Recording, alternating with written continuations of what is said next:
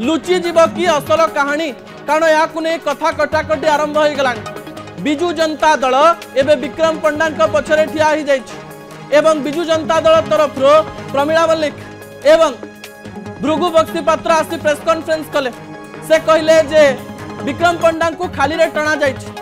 जदि पुलिस कथा सत ताहले विक्रम पंडा एवं पिंटू दास ए सबु षड्यंत्र करिसंत।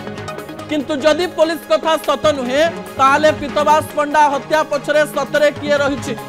विक्रम पंडा को सतरे टणा जाइछि ना विक्रम पंडा सतरे कार्य करिसंती ए प्रश्नर उत्तर मध्ये दवा पई पड़िबो। सबुठारु बड़ कथा हेउछि किछि आईनजीवी एवं किछि लोक ए कथा कहबा पई चेष्टा करिसंती विक्रम पंडा मनरे कौन चलीथिला एवं से एमिति हेइथिले सेमिति हेइथान्ते जो थ्योरी पुलिस तरफ रु दिया जाइछि ताकू कोर्ट रे केमती प्रूफ करा जिवो। पुलिस पाखरे विक्रम पंडांकर किछि फोन कॉल रहिछि कि कुआ जाउछि पुलिस किछि भाबी चिंती ही ए उत्तर देइथिबो। पुलिस पाखरे सठिक प्रमाण थिले ही ए थ्योरी से माने सामना को आनिथिबे।